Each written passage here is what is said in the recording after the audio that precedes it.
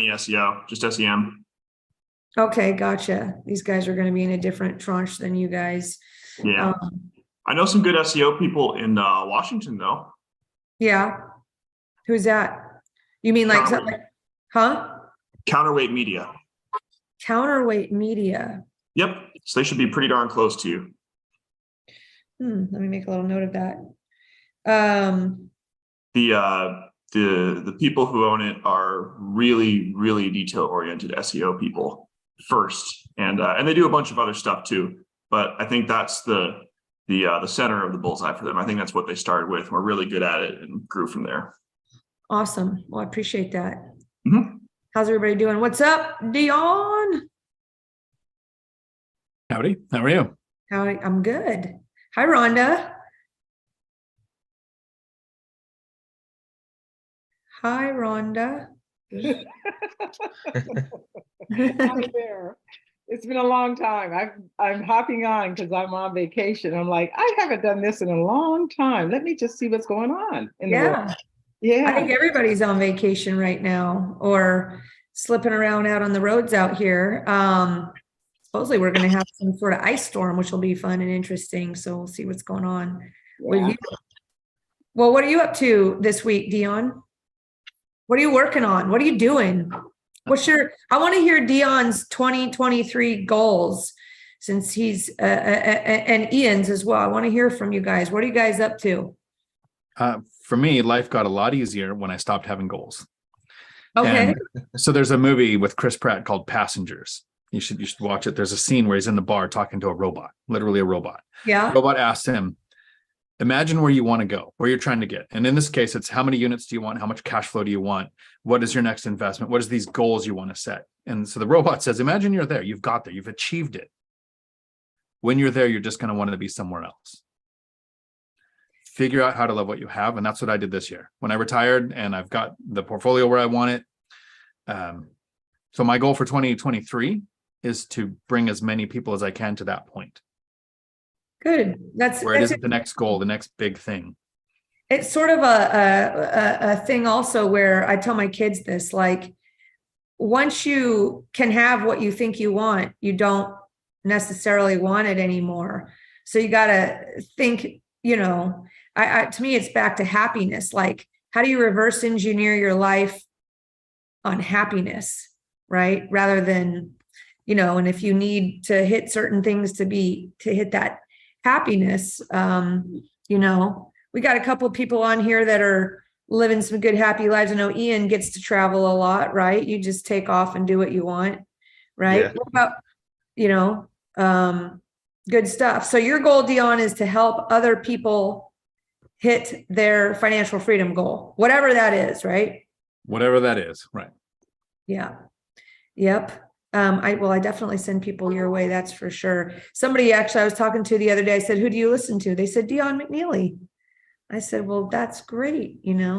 I think it's because, you hear people talking about these huge goals and they can't relate. Right. Who was I talking to?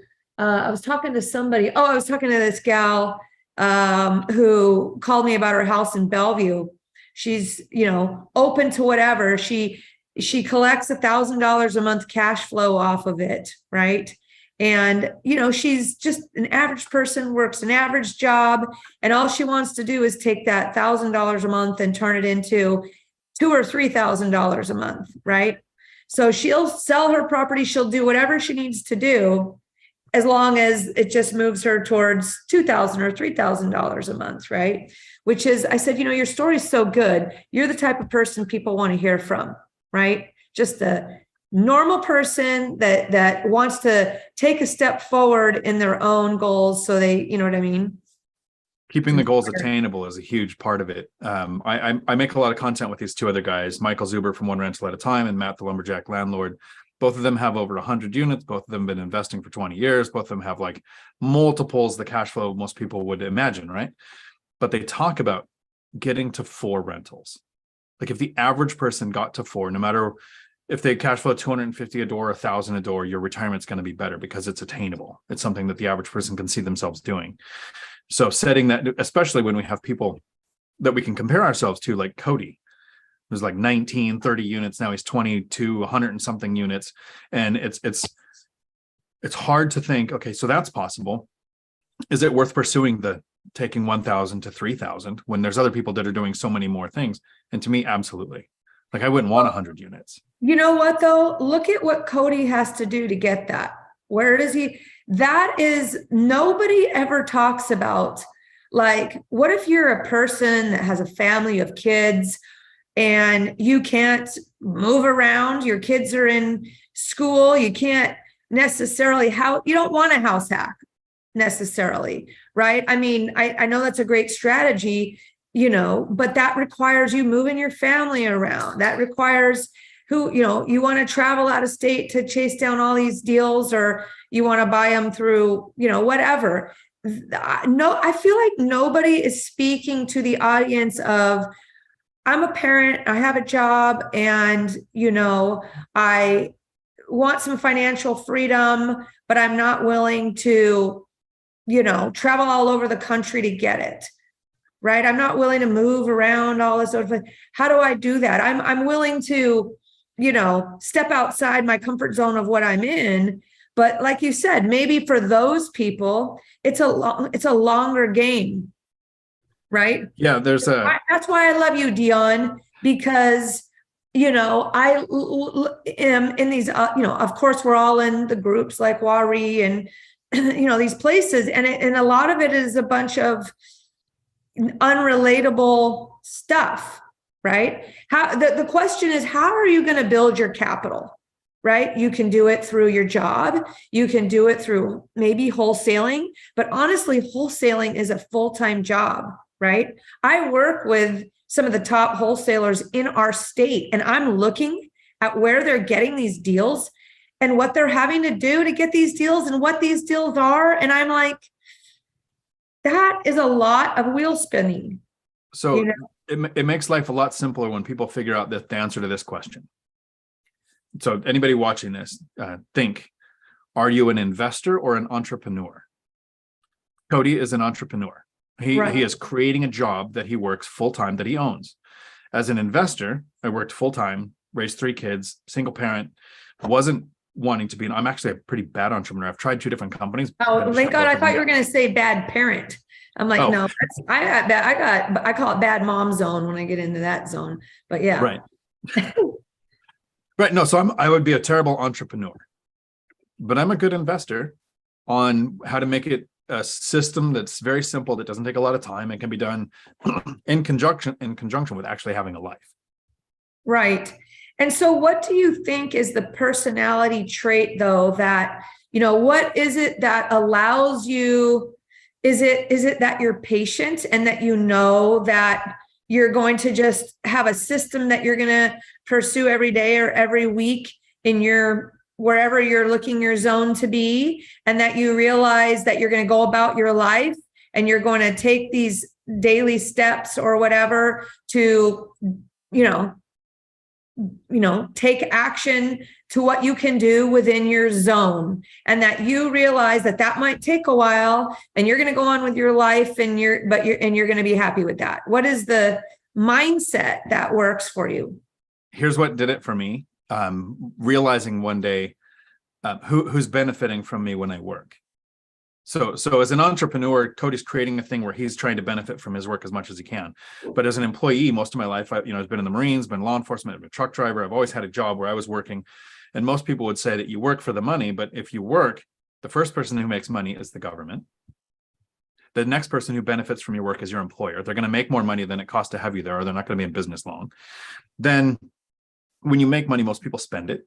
You're going to buy clothes, you're going to buy food, travel, you're going to do all those things with your money. So the people that you're spending the money on is benefiting from your work. And it dawned on me one day that, and it's not just investing, because even if you buy a house, you're paying a mortgage, you're paying property tax, the bank is getting interest, the person who sold it is making a profit. Like all these people are benefiting from our income. So like there's this list of the government, your employer, the companies, all these people. Most people don't try to get on the list of benefiting from their income. So I knew I wasn't going to just I don't think I'll ever be able to buy something where I'm the only one who benefits. But if I started buying assets where I'm also one of the people benefiting, over time, it would turn into an income that I don't have to work for. And that was my goal. It was financial freedom.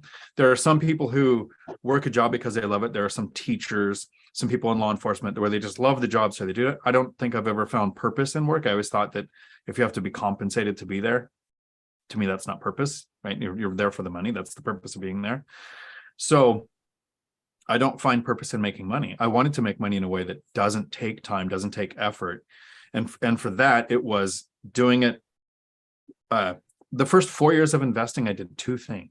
Like everybody talks about, I got 30 deals in my first year. And I'm like, well, for 2 years, I saved and bought one place. And then 2 years, I saved and bought one more place. Then the income starts to snowball. And around the 5 or 6 year mark, it sped up a lot to where I purchased a lot more things faster. But that was the thing, is I was trying to create investments, not a job. How did you speed it up later? Like, what's the inspiration there? Well, when you buy a rental and you start getting the cash flow, that person that thought, okay, I'm getting $1,000 a month, I'd like to turn it into 2 or 3. Yeah. That's not how a lot of people look at it. They look, I made $1,000 a month. Now I'm going to spend this and enjoy it. I'm going to buy a bigger car. I'm going to plan my vacation every year. That's $12,000 or whatever. But I would also like to buy these other assets, instead of thinking that $1,000 a month added to my income will make it a lot easier to buy those other assets. And there comes a tipping point where, and for me, it was when I started making about 4 times what I needed, that it actually felt silly to go to work. And it kind of feels silly to continue to invest. Right. But I know it's so hard to say in a group like this, where it's a mastermind of people trying to become better investors. And I'm like, what's the end goal once you hit it? Right. Exactly. Like, when can you start enjoying going, And that's a hard decision for most of us to make. Because especially when we did the work to grow, the amount of effort and time and energy it took to learn the systems and growing becomes growing for growth's sake. Right. It's like, now you got to have more because you did it. So, I always like to say that investing, you're an investor if you've accomplished your personal goal. Maybe that's, everybody wants to put a label on it. And it's like, well, you accomplished your goal. That could be like, you wanted 1 or 2 properties. If you've done that, good for you. I mean, you won. Right? There is no measure. It drives me crazy sometimes when people reach out to me or they want me to do or be on something and they go, how much do you own? What did you sell? I'm like, really? You're asking me that? And you're probably, it's just all fluff. Well, it's the question I get a lot is, what's next for you, especially when you retire. Everybody's like, oh, what's next? And half the people that run other companies that I work with that called and offered jobs asked me if I got fired, because nobody just walks away from a job, right? Sometimes life is about more than it's more than more. You don't need more once you have enough. And that was a hard lesson. I think most of us are going to struggle with that. I think the first 3 months of retiring, I sat back and said, well, how do I grow now? I don't have a job. And I really sat back the next 3 months and thought, I don't need to grow. But the cash flow keeps piling up. So I will probably keep adding assets, but it's not the point. I want to hear today from our own Joe Bauer. I want to hear Joe, because I always tell people, Joe's, one of the few people that I know that actually just went and did what he loves to do full time. Right. And, what was that mind shift, Joe? What the heck? It's been how many years now? Coming up on 5 years. Right now it's kind of like that medium point where we're not doing exactly what we want to be doing because of this shift in our living space. But I had a mind shift, and it came through action. Just like it started with setting the goal, but then it became, now I agree more with what Dion is saying about the goals not necessarily being the driver, because there's always another one, and you're not happy with it. So it started with the goal of going to all the national parks, and could we do it right now without having to wait for retirement, and figuring out how much cash flow we needed in order to live the way that we wanted to. And then jumping into that action actually helped us to realize that we could balance our daily jobs, our investing and cash flow, and figure out what we needed in order to live exactly the way we wanted to right now. And, you know, something that's, I guess, a little bit different is I'm not working right now to retire necessarily. I've figured out how I absolutely love what I do every single day. It doesn't, you know, the word work tends to be something that people think of something that's bad, but for me, I love it. It's more my passion than anything else. And even though I don't necessarily, or I could figure out how to not have to work, that's not my goal at all, or that's not what I'm trying to achieve. My goals right now are to do what makes me feel the happiest on as many times as possible per year, and then look back and see if I want to change that. So like right now, I've learned that snowboarding 30 times a year is what I want to accomplish, or, you know, and those are powder days. So like, if it's available, I go for it. If not, and if I'm not doing that, then I want to be mountain biking. And if I'm not doing that, I want to be teaching people how I'm doing these particular things. And that's what gets me to my passion. And then I review these things every single day. Like, how did yesterday go? Was I feeling good about how I'm doing with yesterday? You know, did I impact enough people? Am I feeling fulfilled myself? So I guess that's a lot of words coming out, but basically learned how to live the way that I wanted to without having to wait for it. And Julie says it a lot, in that it's about your goals. And if you can figure out what those are, and I learned a lot of times how I did not want to live before I figured out how to. So that was my process. Do it wrong for freaking 15 years or something. And then finally started figuring out what made me happy, I guess. Right. I love it, man. What about you, Ian? What's your drive? We're wrapping up the year, guys, here. So this is like a goal, anti-goal conversation today. I just got this, I don't know if you guys got it, but I got Brandon Turner's email this morning that he's having this huge digital day, this huge goal setting workshop. And it just started me thinking, like, do I want to participate or do I not? Like, is it, do I feel like I feel like, because I hang around Joe all the time and Dion, let's say right here, that I prefer to watch these guys, like I said, living their daily lives how they want to live, right, is more inspiring to me than listening to how somebody, makes $10 million a year in real estate, right? And I think it's, just I'm in my own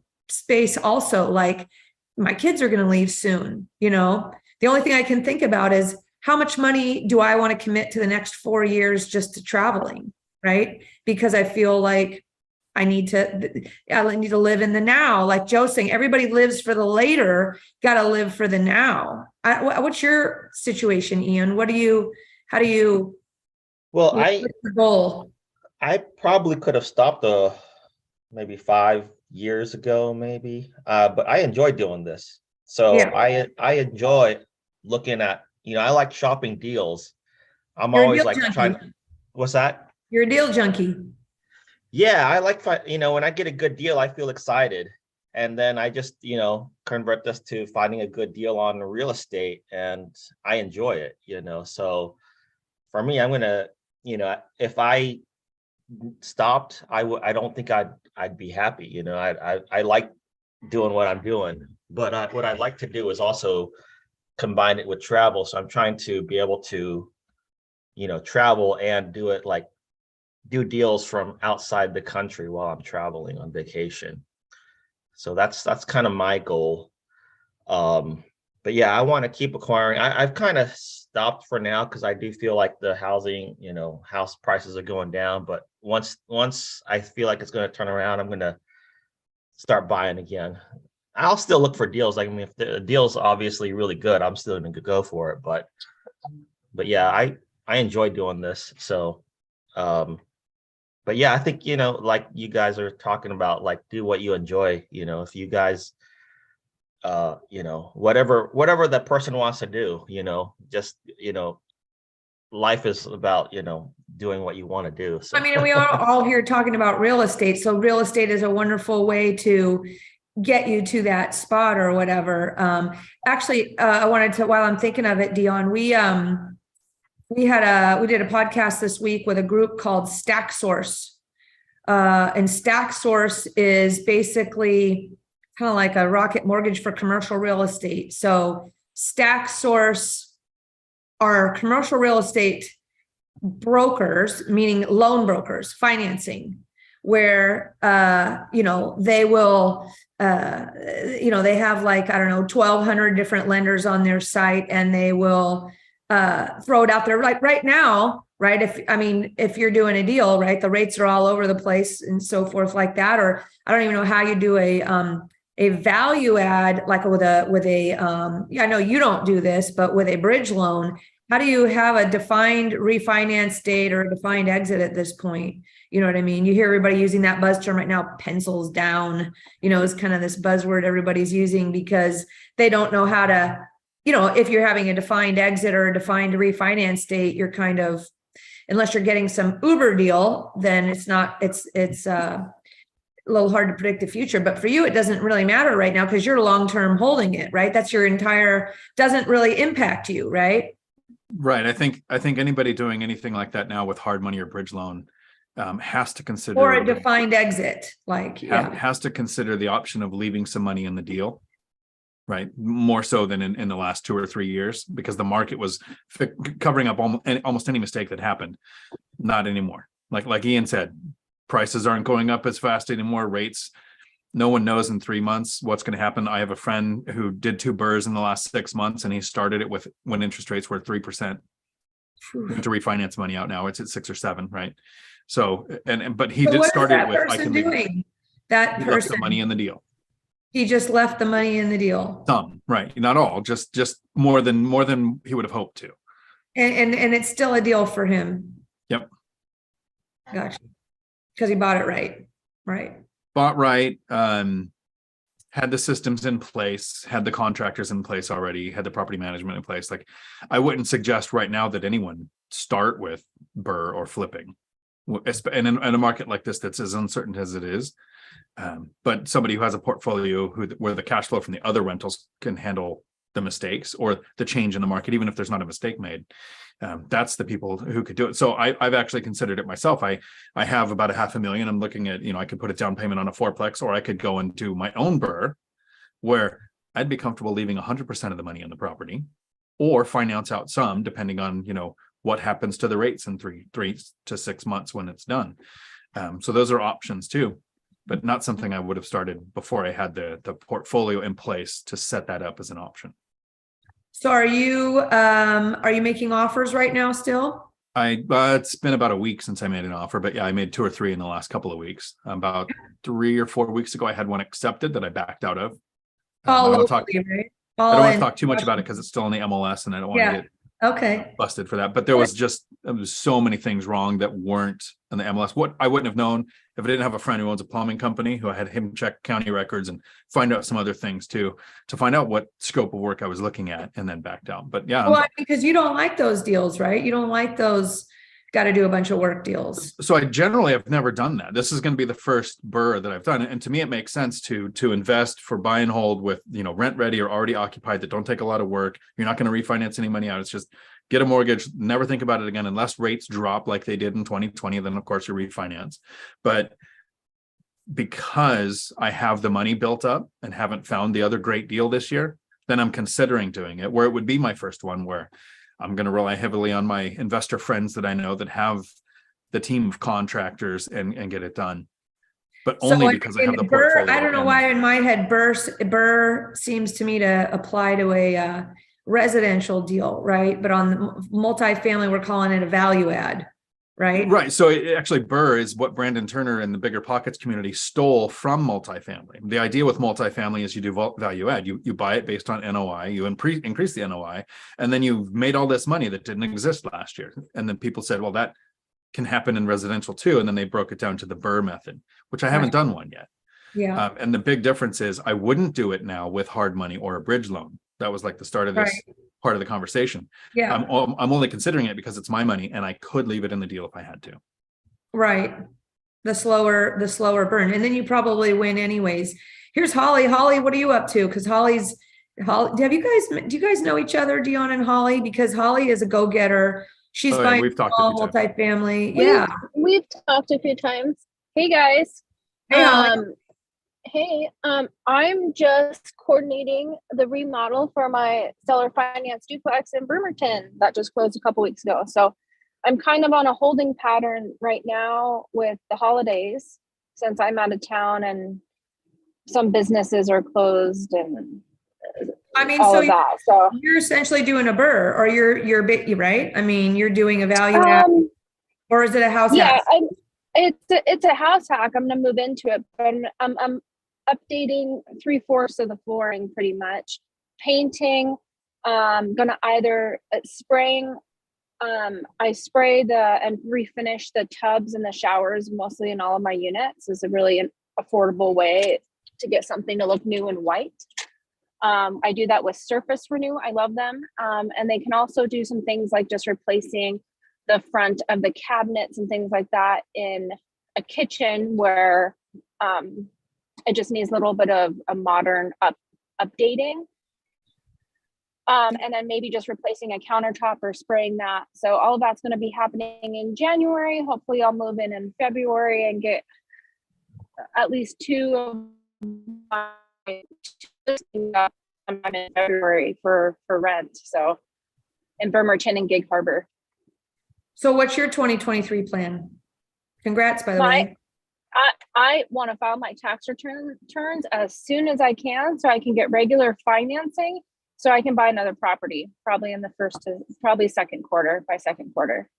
So probably doing another house hack and then just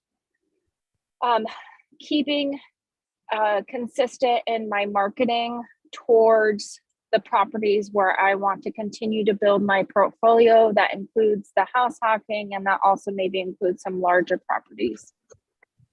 And so Holly, you're not using any type of hard money or anything. You're going straight for the longer term. No. Loan.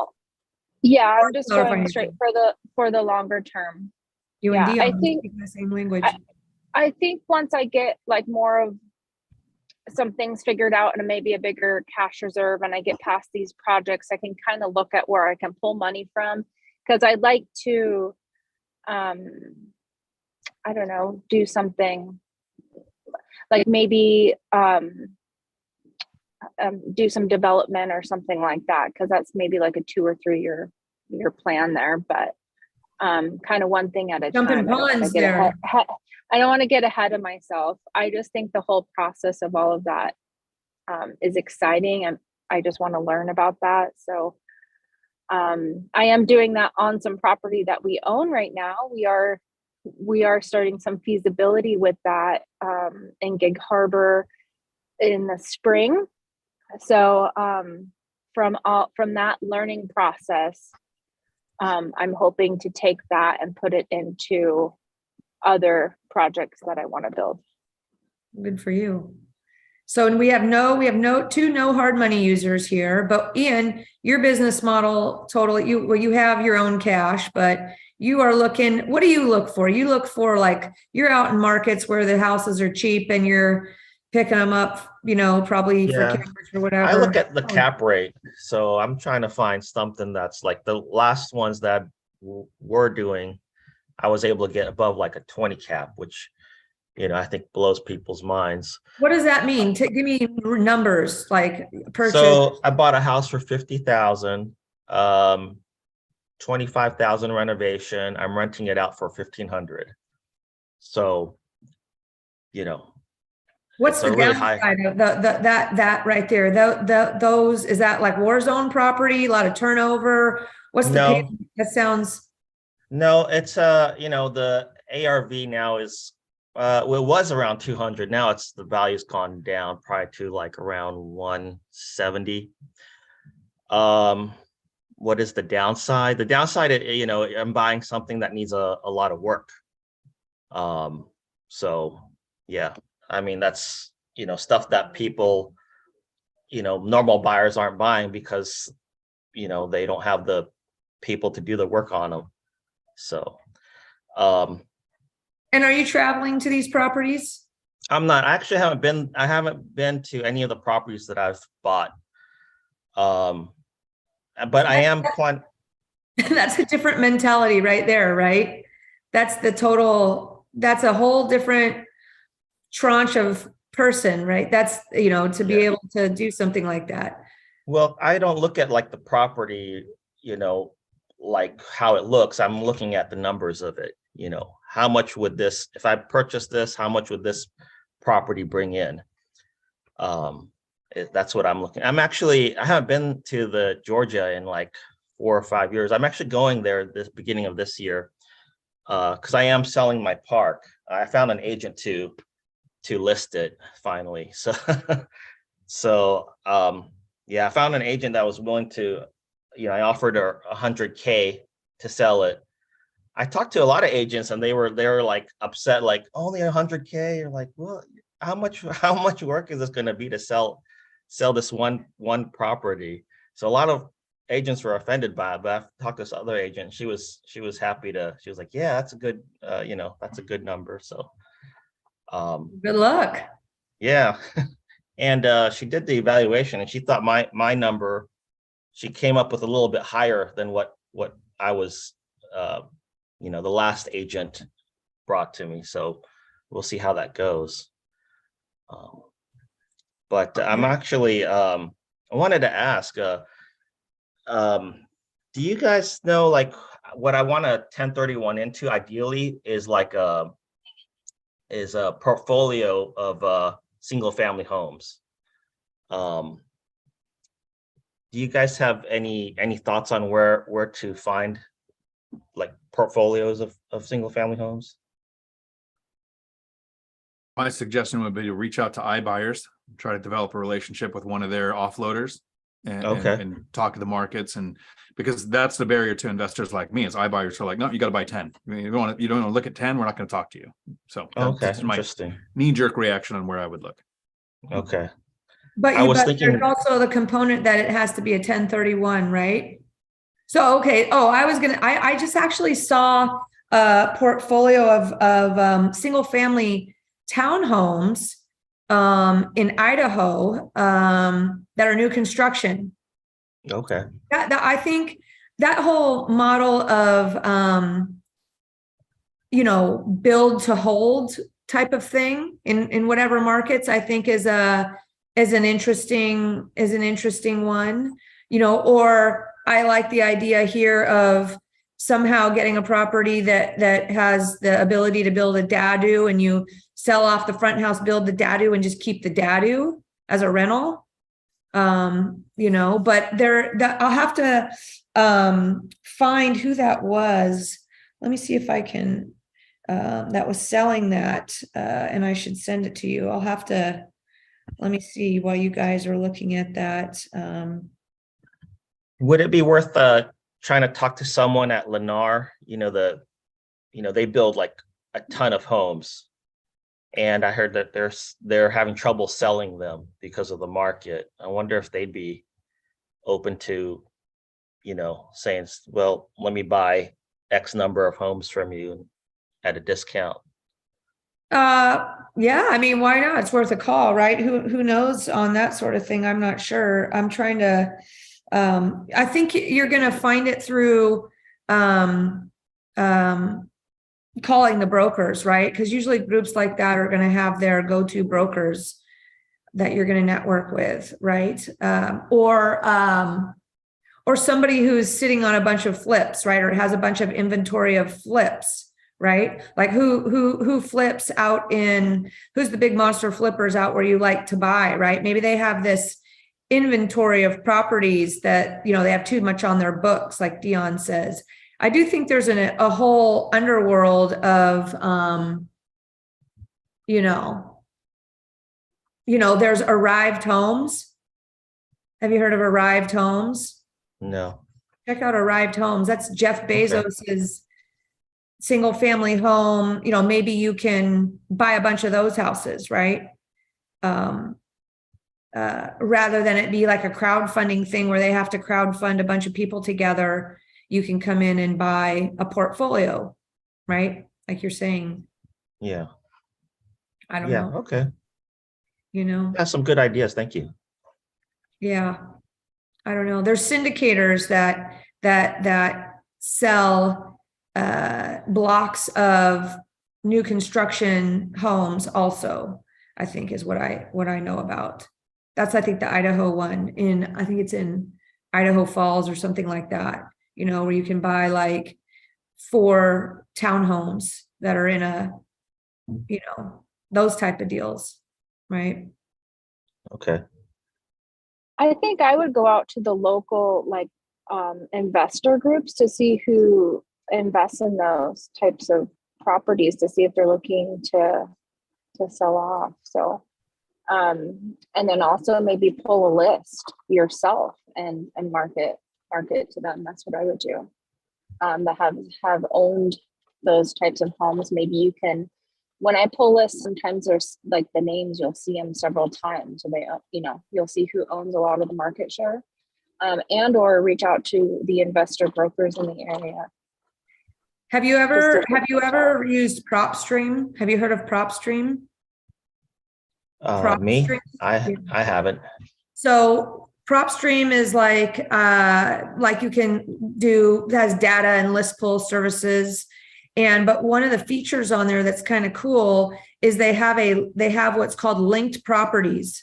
So let's say you saw a property of some investor owned that, you know, you plug in the address. Well, there's a button for linked properties and it'll pull up all the rest of the properties that they own in PropStream, which is kind of a neat feature as a way to find owners. I mean, you know, again, you can pull any of that from title company and you sort and you're going to see who owns a bunch of properties too that way, right? But I don't know.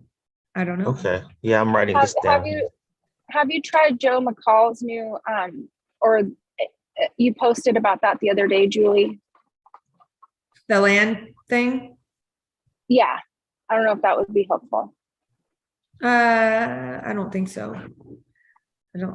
That's like land. I didn't know that was just for land. I thought it was like a lead source for any type of property. I don't think so. Okay. Yeah. I don't know. What's up, Alex? Nothing much. I'm just trying to really quickly cram down some food, so I have my camera off for the moment. No worries. I'm hungry just thinking about it. All right. Well, what do you guys, I don't know. We're a little short on people and not much necessarily going on. Does anybody have anything else they want to bring up? What are your next videos about, Dion? What are your topics that you're pursuing? I was finishing editing one just when I realized it was 11:30 and I was like, oh, I got to jump on the Mastermind. Today on the 270,000 home buyers, 270,000 people with mortgages this year underwater on their house. And then I was doing some research on that yesterday on that's 0.002% of the number of mortgages that there are. And the news media is trying to make it seem like, oh, it's going to cause the next crash. 270,000 people are underwater. And I'm like, okay, so first, 2 things. Everybody who buys a house is underwater because the cost of selling is going to be 8%, right? And if you're buying it at market, at list, right, you're underwater. And second, this is seasonality. This is the time of the year that prices go down every year. So we have 2 things that are always going to make people underwater. And it's that small of a percentage. So it's kind of an apology video where, yeah, I'm sorry, there's not a housing crash coming. This isn't the catalyst that everybody's been waiting for. So that's what I was working on today. I was talking to somebody the other day and we were like, do we need to rethink about what we're doing in 2023? And I think the consensus was business as usual, you know, and that, you know, with all these interest rates and everything, people will quickly adjust to, it just takes a minute, right? There's just that lag time. And then it's just going to be business as usual with rates in the 5s or whatever. Like, you know, for example, I bought my own house at 6.something% in 2006. I didn't even blink, right? You know, and then I essentially tore it down and remodeled it. I didn't even, you know, it's just that when, people will, I think people will adjust to what's going on. I think we're having a slow time seasonal right now, and it's going to be business as usual next year. I think the mistake a lot of brand new investors who are just starting or home buyers are going to make is they're going to say, I'm going to wait for this market condition to exist and then I'll buy, instead of I want my life condition to be ready to buy. Because what's going on in your world is whether you should buy or not. Kind of like Ian, he knows to continue to look for good deals, but he's going to kind of wait. He's got this big sale he's got to look at. He's got to figure out how a 1031 would. He's got to figure it out. So when he says, yeah, I'm going to kind of sit back, and if I see a good deal, I'm going to pounce on it, but I'm kind of taking a step back. That sounds intelligent. But the person who doesn't own one rental and is renting and is saying, I'm going to wait for the crash. I'm going to wait for prices to come down, or I'll wait for rates to come back down, because what's that going to do to prices, right? Prices are going to skyrocket if rates drop to 4 all of a sudden. All the people on the sidelines would jump back in and realize that the asset from last year is the 4 or 3% mortgage. So if we have that option again, all of a sudden, home prices are going to skyrocket. Right. So those are the people that are really going to miss out, because they're not even looking for the good deal. So a great deal might just go right in front of them and they weren't looking. And so because the other person, not like Ian, is going, I'm going to wait 6 months and then look, won't know where we're at on the falling knife, or if we're at the valley, if we're on the way back up. And they'll start the next 2 to 3 month learning process of figuring out if it's the right time to buy. So I think it's like business as usual. Keep your systems in place on what you do, and you're going to be fine, right? Just keep your systems in place. Alex, what are you seeing on your end? Are you seeing, like people dropping out? Are you seeing business as usual? Are you seeing that you guys are having to do extensions? Are you seeing that you guys are having to partner up with people and, somehow help them get refinanced, or what? I mean, you guys have your pulse on, what's going on, right? Are you seeing what are you seeing, Alex? I would say for more experienced borrowers, it is business as usual, and like rates and terms are actually improving slightly. I would say for brand new borrowers, folks that have never done a deal or maybe have one deal on their belt, those are the kind of folks that are in trouble right now, because a lot of them tried to get into a property like earlier this year or last year. They finished renovations and now they have it on the market, and some of them are in trouble, right? Like, it's just they're going to have to take a loss on the project, or they're going to have to figure out a way to pump extra cash into their project to hold on to it and try to sell it at some point. Because some of those deals were bought with really thin margin, and when they go to refinance or sell, they're realizing, oh, the market has shifted pretty dramatically from 12 months ago. I'm going to have a really hard time getting what I thought I was going to get. So, yeah. I mean, are you finding though that any of those people you think you guys are going to have to foreclose on anybody? I don't think so. I mean, for one of the big things that we've always done is we've always made sure that our clients, when they're buying, that they do have strong like liquidity reserves, whether as cash or as like stock portfolios or something. So the vast majority of our borrowers, they have options. They have like, their final fallback or whatever that can allow them to sort of buy their way out of a bad deal. It doesn't mean that they're not tying up way more capital than they expected, or it doesn't mean that they might not take a loss on the property, but they're able to figure out a solution. And then for like our more experienced borrowers, like those guys usually already have like a plan B and a plan C worked out. So I don't expect us to do anything close to a mass foreclosure. Like, we might have 1 or 2 people that get in trouble, but honestly, even those folks we try to work with to figure out something. I would say the thing that usually gets people is like they have to pay a couple extra fees, because like maybe they wait to refinance until like there's 2 weeks before their note's due, and it's like, okay, it takes a little time to refinance, especially with holidays coming around. So I think that's are you seeing that when these investors with these flips that get caught with the ARVs not meeting up to where they need to be, and they are going for a refinance and they're just going to sit on it for a while, are they having to, is the rent they're getting in relation to what they're into the property for, are they able to make that payment, or are they having to, come out of pocket with some credit to supplement what they're able to refinance at?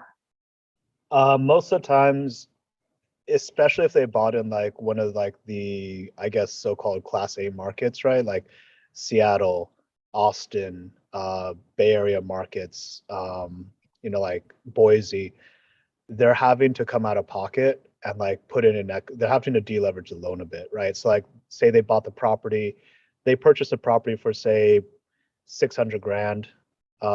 They're putting like 100K into it and they're expecting an ARV of like 900 to $1 million. Now they're seeing an ARV of like 800, 850.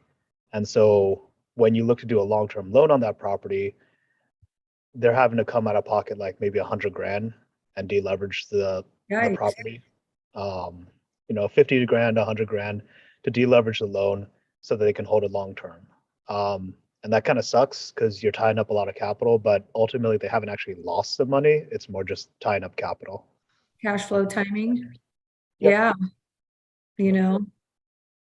That is, again, I get hung up on this lease option type stuff, right? And the reason why I do is because you can collect a option fee up front, right? If you're going to collect the same rent no matter what, or maybe even a premium with a lease option on those properties, and you're at least you're getting a chunk, you have the option to get a chunk of money up front. I think investors in their mind think, well, lease options, people are putting down $5,000 as an option fee. No, as a broker that does lease options, I'm like, your option fee is $30,000, $40,000, right? Kind of tying it back to what an earnest money might be, even though it's not an earnest money. It's a normal number for people to think I have to put 3 to 5% down on with earnest money, and instead you call it an option fee, right?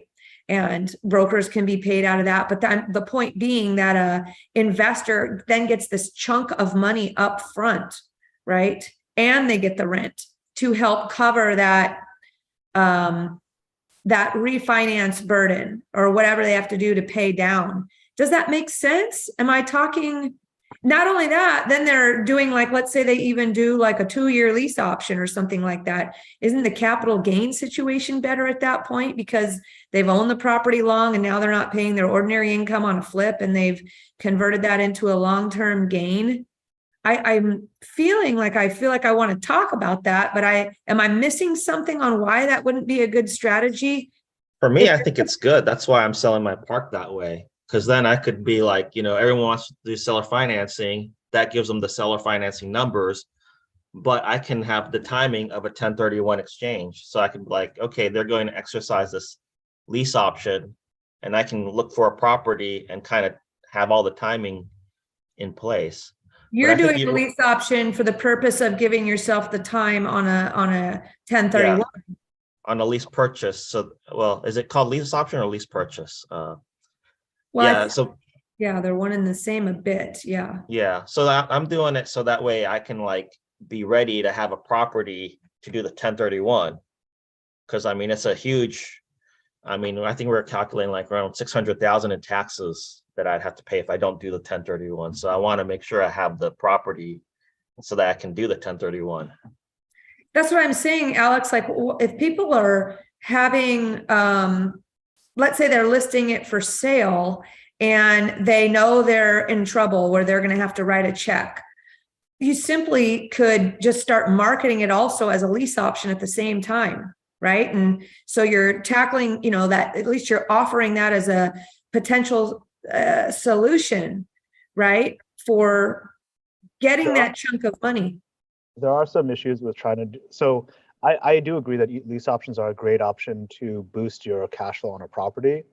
I think the only issue is that you most likely would need to refinance with a conventional loan because DSCR-based loans are going to look at not just whatever rents you're getting, but also the market rents, right? They're going to peg the maximum loan amount to market rents on the property, and lease option rents tend to be, 10, 20, 30% higher than market rents will be. Maybe or maybe not. What I'm talking about is not, yes, you're going to have to go refinance. And what I'm saying is that you're refinancing now with a lease in place, whatever at market rents, and you're going to have to pay down the loan, but at least you're getting a chunk of money. You're getting a lump sum non-refundable deposit to help you pay down that loan. Go Oh, ahead. I just talked to a CPA and they said my CPA told me is that if you call it a non-refundable deposit, you owe taxes on that right away. So you may want to. Not a deposit, option fee.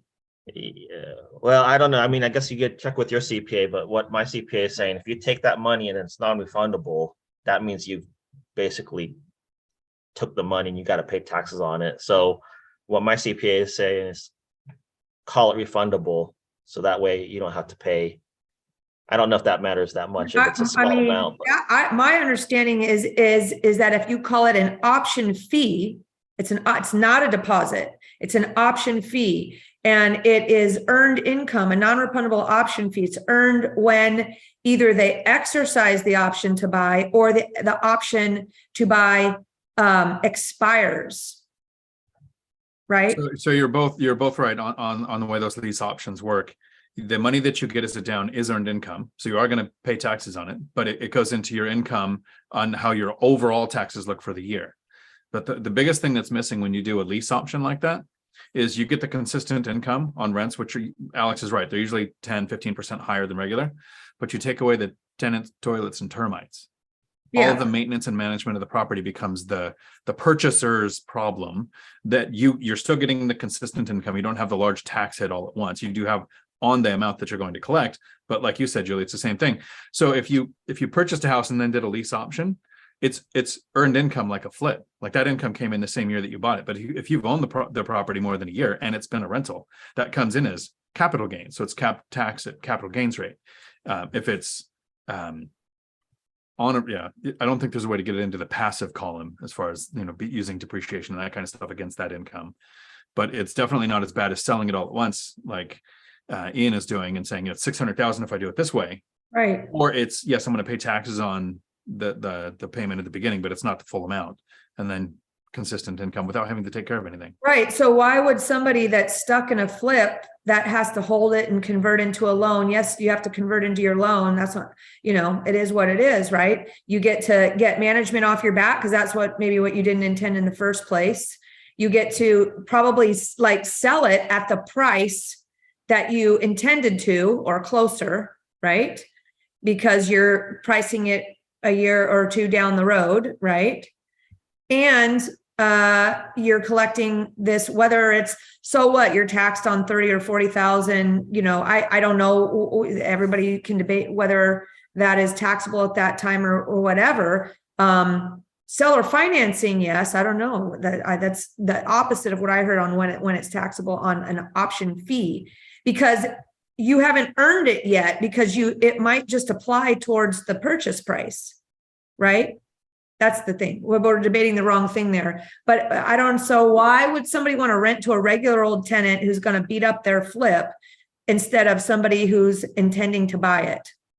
That's going to give them a large chunk of money up front so they can offset their equity they're going to require to put more money into the deal to buy down the loan. To me, I'm like, why wouldn't everybody do that who's in trouble and just see what comes first, right? Does that make any sense, Alex? Oh, no, I mean, I think it makes sense. I think it also comes down to timing, right? Because, the renters or, prospective homeowners that are willing to lease option are a little bit more rare than just people that are straight up renting. Because, I mean, you do got to come up as a lease option tenant, right? You have to come up with that big chunk of change. So it's a little bit harder to find those people sometimes. So if you're trying to shift, if you're on the MLS, you just add it. Now it's blasted to everybody. All the brokers still get paid. Yeah, but I mean, it's still harder to find a lease option tenant than a regular tenant. I would agree, but I guess I'm saying if you're already on the market and you're on the market, why not just offer that as an option, right? I mean, it's no extra work. It costs you no extra money, right? And, you're talking to a large audience, right? I don't know, Yeah, I think it's good because that way, if they do back out, then you can collect the option fee and put it back on the market again. And that's another source of income, I guess, is option fee. I feel like maybe nobody talks about it because they don't know what the process would be or something like that. Or how could you do that with brokers involved on the MLS, right? It's because the brokers are going to get paid everything's negotiable always, right? And the brokers are going to get paid something out of the option fee, right? That broker can't sell that property anyway, right? So they're happy to get something and have future business, right? Or they get to do it again if, I don't know. That's just me. But why not just call it a refundable option fee, but maybe put in the lease, the contract that if they break the agreement, there's going to be a liquidated damages clause of, I don't know, 100,000 or whatever you want. That way you don't even have to worry about if the, being taxed on that. Because I think it comes down to then a court saying you have to foreclose that person instead of evict them if you're calling it a deposit. And that the distinction is. Oh, you don't have to call it a deposit. You can still call it an option fee, but just say it's refundable. Like if they back out. I don't know about that. Up for discussion. I'll ask my people that I talk to and we'll compare notes again next week or something like that. But anyway, so all right. Well, anything else? I found a bank that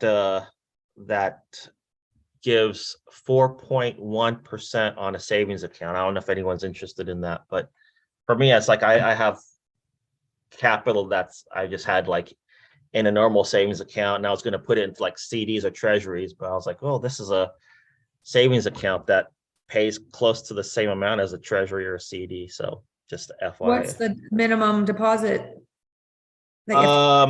Like 5,000. It's pretty small. It's called UFB savings. UFB savings.